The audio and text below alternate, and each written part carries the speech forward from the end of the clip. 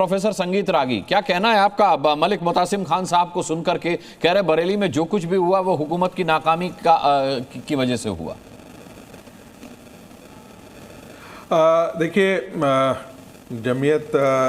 जमीयत के जो अभी प्रवक्ता हैं या जो भी अधिकारी हैं जो बोल रहे हैं, उससे तो एक ही वाइस प्रेसिडेंट हैं जमीयत इस्लाम हिंद के मलिक मुतासिम खान साहब।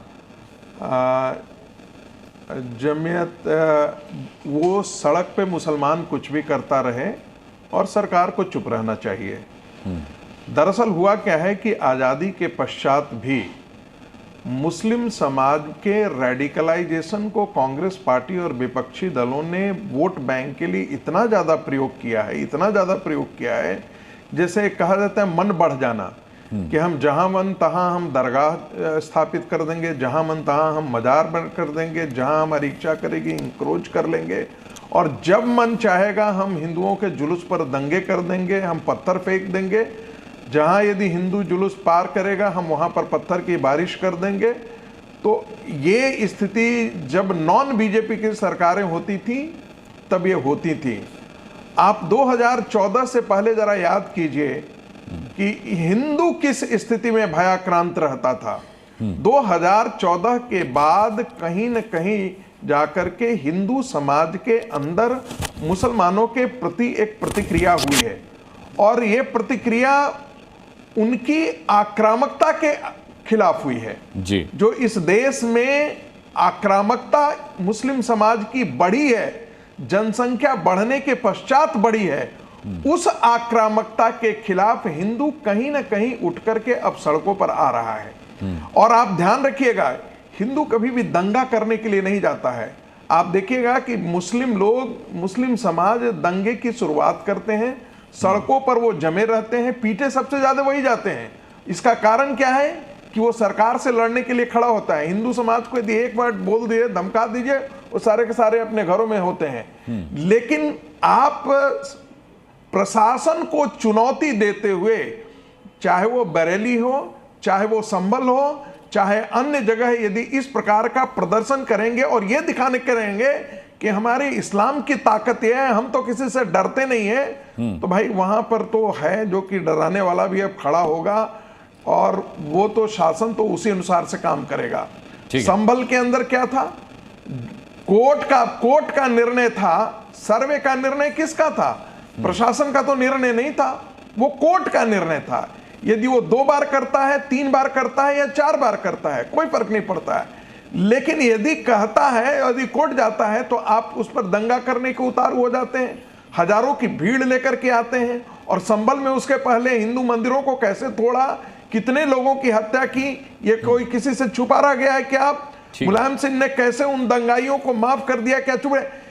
मुस्लिम समाज चाहता है कि ये वातावरण उनके लिए, जो कांग्रेस पार्टी और जो ये बाकी दलों ने जो उनको पाल पोस करके बड़ा किया है, विभाजन के बावजूद, इसके बावजूद कि इस देश पर मैं बार बार दोहराता हूं, मुस्लिम समाज ने, उत्तर प्रदेश के मुसलमानों ने देश विभाजन में सबसे ज्यादा सहयोग किया था, सबसे ज्यादा बढ़ चढ़ के हिस्सा लिया था। उनकी मानसिकता को ध्यान में रखते हुए प्रशासन यदि चुस्ती से काम करती है तो कहीं गलत नहीं है, यही होना चाहिए। ठीक है, मैं लौटूंगा प्रोफेसर संगीत रागी। फराज किदवई साहब, ये प्रदीप भंडारी की भी आपत्ति थी कि ये जो आग लगाने वाले नेता हैं, ये जिस तरीके से मुसलमानों को भड़काने वाले लोग हैं, कभी इनके बयानों का, मैं तौक़ीर रज़ा की बात कर रहा हूँ, कभी इनके बयानों का आप जैसी जिम्मेदार पार्टियों ने, आप जैसी काबिल पार्टियों ने, बड़ी पार्टियों ने खंडन नहीं किया। वजह ये चाहे जो भी रही हो, लेकिन इसका नतीजा ये हुआ है कि वो भ्रम, वो पर्सपेक्टिव फैला है, वो नैरेटिव फैला है जो तौक़ीर रज़ा जैसे लोगों ने फैलाने की कोशिश की है। आपकी खामोशी भी उसमें बहुत बड़ी भूमिका अदा करती है। अनुराग जी, मुझे उम्मीद है कि अब आप मुझे थोड़ा सा अनइंटरप्टेड समय देंगे, क्योंकि बहुत ही पेशेंटली मैंने सबको सुना है। अनुराग जी, आपने हमारी खामोशी नहीं, शायद आपसे सेलेक्टिव हियरिंग हो गई, क्योंकि आपके ही चैनल में कम से कम 3 बार मैंने तौक़ीर रज़ा को कंडेम किया है, और मैं आज फिर कंडेम कर रहा हूं। चलिए, इसलिए मैंने आपको डिबेट में बुलाया भी है सर। मैं तो आपकी पार्टी आलाकमान की बात कर रहा हूं। सुनिए, अब अरे साहब, मैं ऑफिशियल स्पोक्स पर्सन हूं समाजवादी पार्टी का, और हम जो बोलते हैं वो हमारे राष्ट्रीय अध्यक्ष जी के आदेश के बाद ही बोलते हैं। अब अनुराग जी, एक बात आप समझिए, मैं तौकीर रजा को कंडेम कर रहा हूं। प्रदीप भंडारी की औकात और हैसियत हो तो कपिल मिश्रा को कंडेम करें, क्योंकि कपिल मिश्रा के बारे में कोर्ट ने कहा था कि द वर्ड पाकिस्तान इज, अपनी भाषा को थोड़ा संयम में लाइए, थोड़ी अपनी भाषा को संयम में लाइए। माफी चाह रहा हूं मैं अनुराग जी, आ रहा हूं, अपनी भाषा को संयम में लाइए। समाजवाद ऐसी अगर भाषा अखिलेश यादव से प्रयोग करते हैं तो करिए मेरे साथ। अगर ऐसी भाषा, औकात, ये सब अखिलेश यादव से प्रयोग करते हैं तो जरूर करिए। तो मैं ये बोल रहा हूं अनुराग जी कि अगर इनकी औकात हो, अरे तो कपिल मिश्रा के लिए जो कोर्ट ने कहा, इनके पिताजी और माताजी ने यही संस्कार सिखाए हैं। फराज किदवई के माता पिता ने यही संस्कार सिखाए हैं कि यही सब बातें करे, कोई दिक्कत नहीं है। इनके माताजी पिताजी ने यही संस्कार सिखाए इनको। फराज साहब, तो अनुराग जी अगर इनकी औकात हो तो जो कपिल मिश्रा वाले चले गए पर इनको छोड़ गए। कोर्ट ने कहा था, कहते थे ना कि भाई अगर शिक्षा किसी को मिल जाए तो उससे उसके अंदर ज्ञान आ जाता है, पर नहीं होता।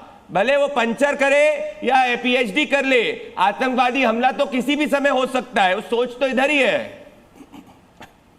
ठीक है फराज साहब, आगे बढ़ते हैं उससे। अनुराग जी, मैं बोल रहा हूं कि अगर इनकी औकात हो तो ऑनरेबल कोर्ट ने कपिल मिश्रा के लिए कहा था कि the word Pakistan is skilfully woven by Kapil Mishra to इस। आज देश देख रहा है कि ये फराज किदवई, नाम तो फराज किदवई है पर सोच इसकी ओसामा बिन लादेन वाली है। ये किदवई की सोच, ये पंचर वाले की अब आप भी उसी, अब मैं क्या करूं? नहीं, अरे जैसा आदमी वैसे उसी भाषा में प्रयोग करूंगा।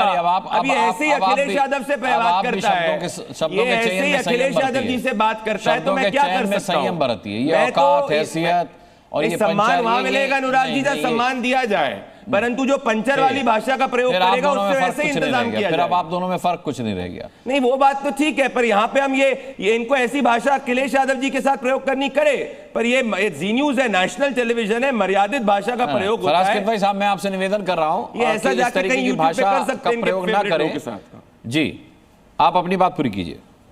मतलब अनुराग जी, मेरे माता जी को, मेरी मरी हुई माता जी को कहा जाएगा, मेरे मरे हुए पिताजी को कहा जाएगा। अरे भैया, वही तो कह रहा हूं कि आपके माताजी पिताजी ने आपको क्या ये संस्कार दिए? भंडारी ने, आप तो उन पे अपमानित, आप तो उनके ऊपर एक कलंक है। अब आप आपत्ति, मेरे आपत्ति दर्ज करने के बाद भी पिताजी को प्रणाम शब्द का इस्तेमाल कर रहे हैं, परंतु इतनी दुविधा है कि आप उनके संस्कारों को तक नहीं सीख पाए। शर्म आनी चाहिए आपको। अब विक्टिम कार्ड मत खेलिए। आप जैसे लोगों को शर्म आनी चाहिए कि जो अपने माताजी पिताजी का संस्कार तक नहीं ले पाए। अनुराग जी, अब एक दूसरे स्टेटमेंट पर आते हैं। एक इनके मंत्री हैं Nilesh Rane.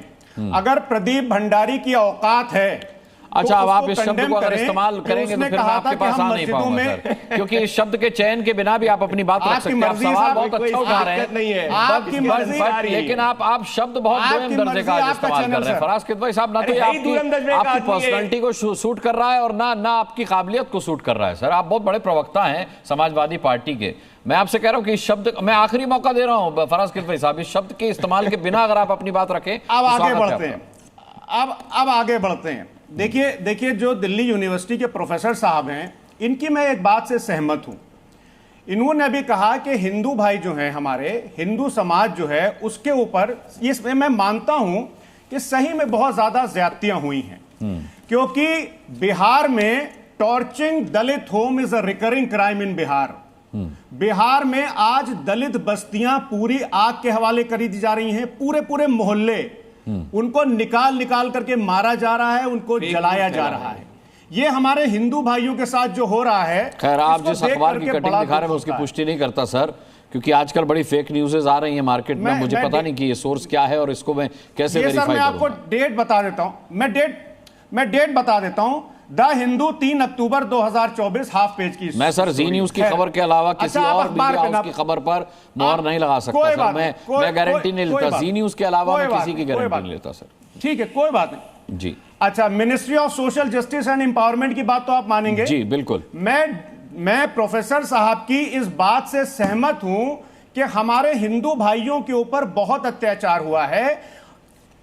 Ministry of social justice and empowerment की रिपोर्ट है कि इस देश में दलित भाइयों के साथ अगर कहीं सबसे ज्यादा अत्याचार हुए हैं तो वो उत्तर प्रदेश में हुए। ये मैं नहीं बोल रहा हूं, ये ministry of social justice and empowerment की रिपोर्ट है जो कि लोकसभा में कहा गया। अब आगे चलते हैं, अब आ जाते हैं पोस्टर पर। देखिए है क्या अनुराग जी, मैं आपको सब डेट वाइज बताऊंगा, मैं ऐसे फर्जी बातें कभी नहीं करता हूं। 29 सितंबर 2025 को आई लव मोहम्मद गाजियाबाद में एक व्यक्ति हैं, वो अपने घर के बाहर उसका पोस्टर लगा देते हैं।